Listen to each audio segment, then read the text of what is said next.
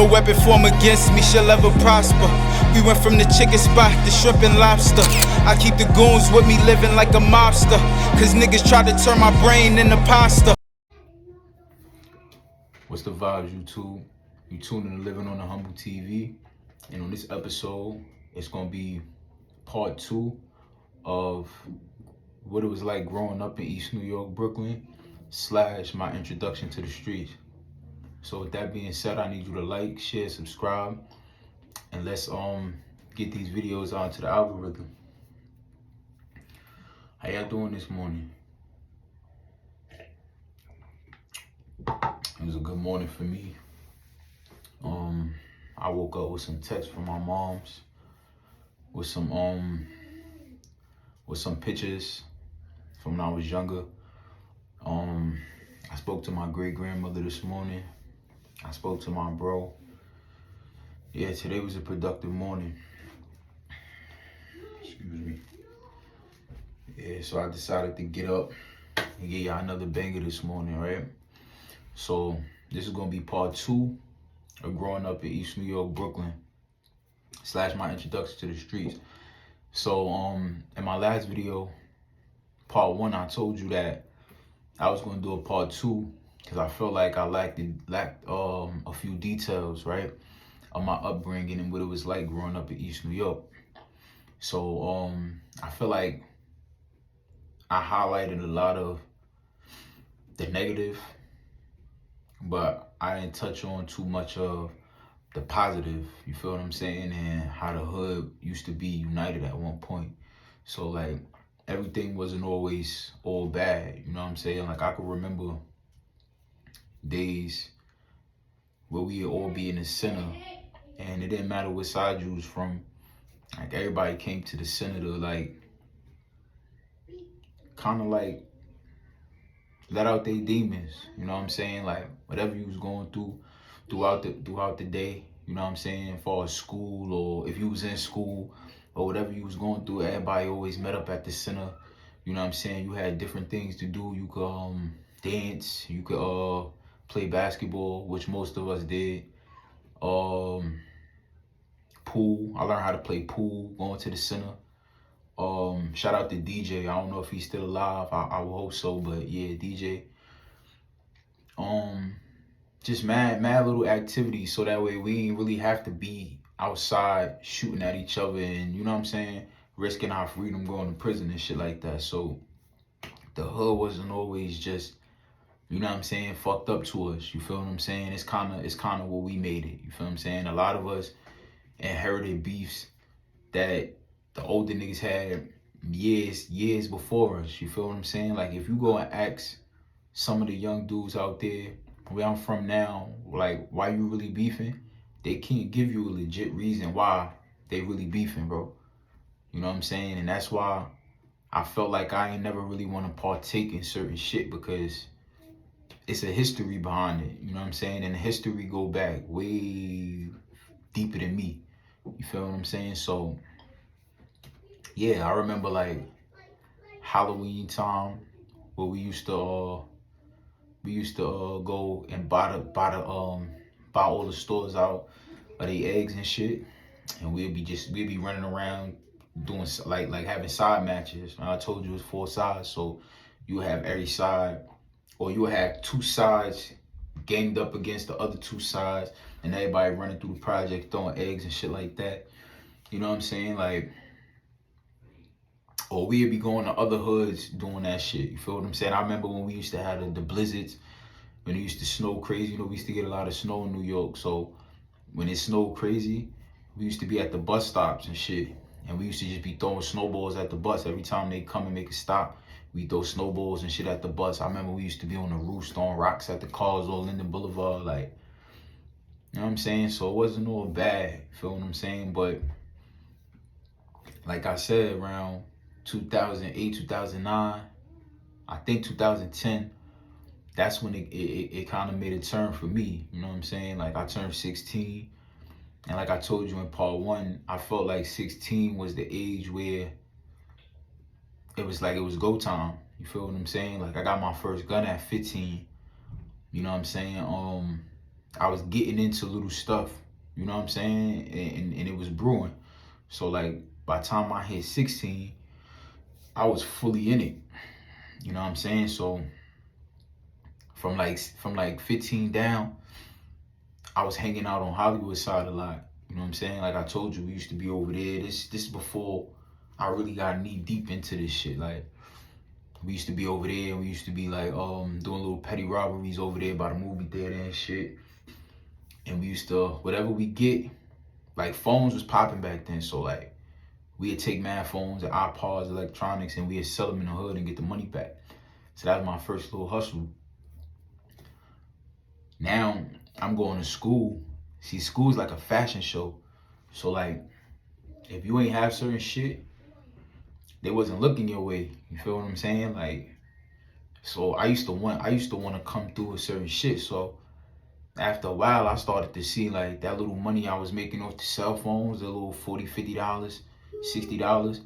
That shit wasn't getting me no Maury sneakers or, you know what I'm saying, no Pradas or nothing like that. You feel what I'm saying? That's the type of shit we wanted to wear back then. True Religion, you know what I'm saying? All that fly shit, Tabanini jeans, antique jeans, you know what I'm saying? Rocket Republics, all that shit, all that fly shit, you feel what I'm saying?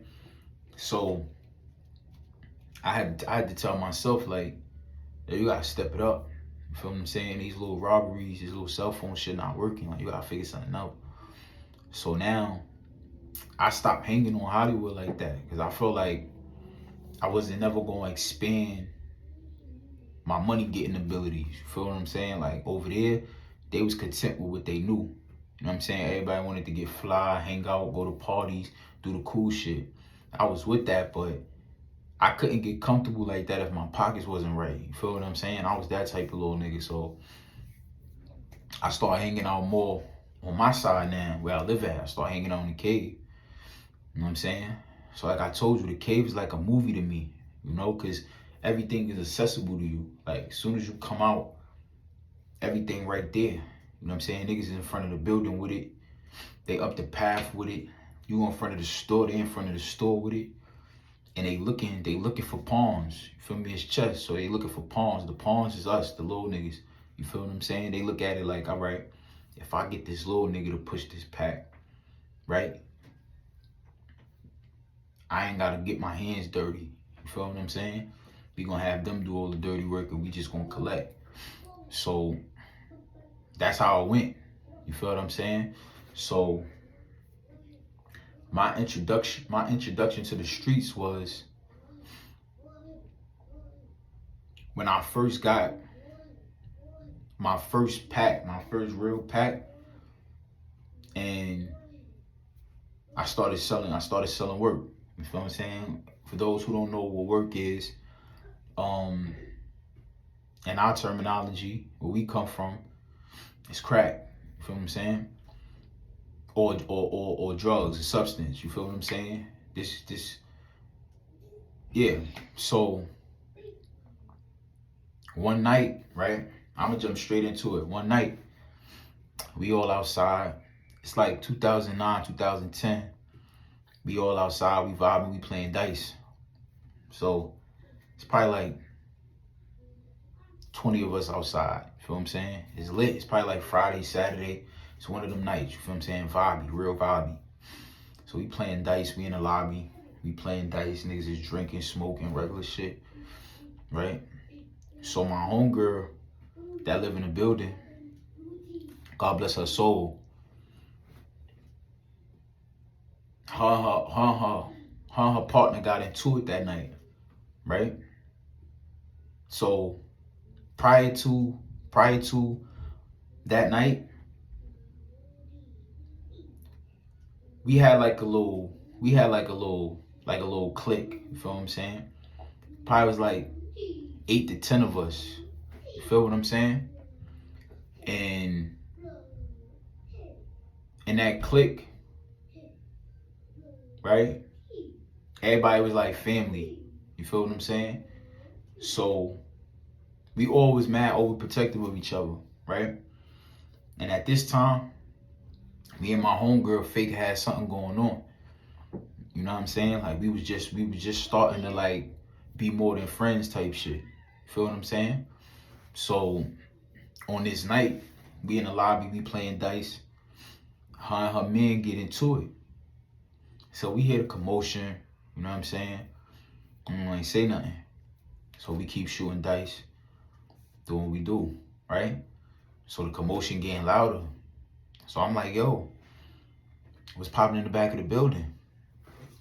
So bro like, yo, let me go see. You feel what I'm saying? Let's go see let's go see what's popping in the back of the building. So I'm like, all right, bet. We go back there. Her and her man getting it on, right? So we see that, we immediately jump on son. You feel what I'm saying? My man jumped on son. You feel me? I went to make sure she was good. You know what I'm saying? I told her to go in the building, whatever. She went in the building. We got her out of there, right? So now we go get with son, right? My man got son all hemmed up. You feel me, in the parking lot. So now I go get with son. You feel me? Son don't really want no smoke. You feel what I'm saying? Like son bitched up. Like he ain't really want no smoke. You feel me? So at this time, my man, he was already like fake in the game. You feel what I'm saying? Like he come from a family of that shit. Like, you know what I'm saying? So he already was seasoned to that shit. You feel me? And on the low, son was already getting work from her man. You feel what I'm saying? Like he already had a rapport with her man. Somewhere down the line he had a rapport with her man already. And he was getting work from him. They both was from Queens, so my man's already knew her man. You feel what I'm saying? I don't really know this nigga like that. You feel me? I just see the nigga coming in and out. Son don't really say nothing. He see niggas, he get niggas the head and all. He keep it pushing. You feel what I'm saying? So yeah, son got my man got him hemmed up or whatever. We trying to figure out what the situation is. So he like, yo, yo, that shit ain't about nothing. We good. So you know me, like I said at the time, we just started becoming more than friends. You feel what I'm saying? So my emotions got involved. You feel what I'm saying? So we went from him and the nigga up, checking the situation, to me booking the nigga. You feel what I'm saying? So while my man got him hemmed up, I'm running in his pockets. You feel what I'm saying? I'm taking him for everything he got. You feel what I'm saying? And we sent him about his way. You feel what I'm saying? Like my man pulled me over. Once my man seen what I was doing, you feel me? He faked, you know what I'm saying? Got son up out of there. We spent. So when we spin, you feel me? We go straight to my crib, right? We go to my crib. My son like, yo, what you got? So I go on my shit. I pull out the work and whatever little bread he had. You feel what I'm saying? My man like, what's that? So I give my son the shit. At this time, I don't really know nothing about crack, none of that shit. Coke, I don't know nothing about that shit. You feel what I'm saying? So when I seen the shit, I gave it to him. You feel what I'm saying? So now he's schooling me. He's showing me what this shit is about. You feel what I'm saying? He let me know what it is. He went and got his scale, whatever. I think we went to the store. We bought a scale, some sandwich bags. This is how I found out how to bag up and all that. We bought some sandwich bags and we bought some razors. You feel me? So we get back to my spot. It's me, him, my cousin, and my baby mom's at the time. This before she was my baby mom. So we all at my crib. So he like, yo, get a plate. I'm looking at this nigga. I'm like, what the fuck we about to cook? So I go get the plate. I go to the kitchen. I get the plate. So it was like probably 2.5 little rocks, like little rocks, but like this big. You feel what I'm saying? Like 2.5 of that, some crumbs. You feel me? So I'm looking at it. He put it on the plate. So son just started chopping it up. You feel me? He started chopping it up into little pieces. Boom, boom, boom, boom, boom. When I think about it now, I'm a little older. You feel me? It probably was like 7 grams, like 5-7 grams. It wasn't nothing crazy. It was like 7 grams. You feel what I'm saying? But bro, he started chopping it up. Then he start bagging it. He start putting the little rocks in the corners of the baggies and all that, tying the shit up. Feel me? Making little balls of it. So I'm watching the nigga as he do it. You feel what I'm saying? So he like, yo, this how you get money. So he just talking me through the whole shit. Yo, these dimes, right? You break this down like this. You put it in here, boom, boom, boom. They gonna come to you with this, boom, boom, boom. You give them that. Basically giving me the game. So from that point on, yeah, so after he did that or whatever, he broke it down. I don't remember how much we got back off of it. You feel what I'm saying? But he broke it down. He took half. He probably took more because he knew what he was doing. But he gave me what he gave me, and we went about our way. You feel what I'm saying? He showed me what was what. You feel what I'm saying? He told me how to deal with the fiends. You feel me? And that was like kind of my introductory into the game. You feel what I'm saying? Like from there was no looking back. Like everything with me, everything you hear, I mean every story that I tell you from this point on, it's going this the start of it. You feel what I'm saying? So like it all started from this point right here. Like once we had that little situation in the back of the building with Boy, and I ran in his pockets and I grabbed the work and shit out of his pockets. It was history from there. You feel what I'm saying? Like bro ended up teaching me the whole shit, the whole layout. And from that little 7 grams, it went from that to me coming back to him with the bread, to him going to see another plug, copping more work. Then we came back to the table and did that shit all over again. So once I started to see the process of that, I was like, I bet I can get used to this shit. You feel what I'm saying? So now I'm getting a little 300 bomb, right? You feel what I'm saying? We breaking down a little 6 bomb. I got 3, he got 3. You feel what I'm saying? All I gotta do is give him back $150. You feel me? To go in with the work. I take $150. You feel what I'm saying? That's better than me catching these little petty robberies for a little $40, $60. You feel what I'm saying? That shit ain't really doing nothing for me.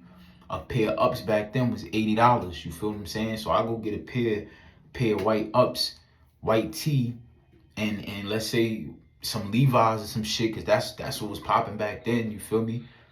I'm good. I still probably got like $50 in my pocket to play with. You feel me? And then if I'm consistent with my re-up and getting that work off fast, you feel me? I got a little change to play with. So like, yeah, man, like it's gonna get more realer, it's gonna get more deeper. That was just the beginning of how this like whole shit started with me jumping into the streets. Like I said, we always was outside from young, you feel what I'm saying? But we was just outside taking up space basically, you feel what I'm saying? And we used to try to do little shit. Like we used to play dice a lot, you feel what I'm saying? But that shit never made sense because the little money that we was hustling for, we'll end up playing dice against each other and just taking the money from each other. So what's the point of us coming to each other telling us, you know what I'm saying? I'm coming to my man like, yo, I'm fucked up, bro. But then I get a couple dollars and then we start dicing it up and then he take the shit from me. Like, make it make sense. You feel what I'm saying? So that was my introduction to the streets. That was my first time getting a pack, learning the ropes of how to sell crack, and just, you know what I'm saying, how to be a drug dealer basically. This was part 2 of growing up, what it was like growing up in East New York / my introduction to the streets. You tuned in with Living on a Humble TV. We humbly living, and I'ma just need y'all to like, share, subscribe, and help push these videos onto the algorithm, y'all. Let's make it make sense. And yeah, I'm gonna catch y'all on the next episode.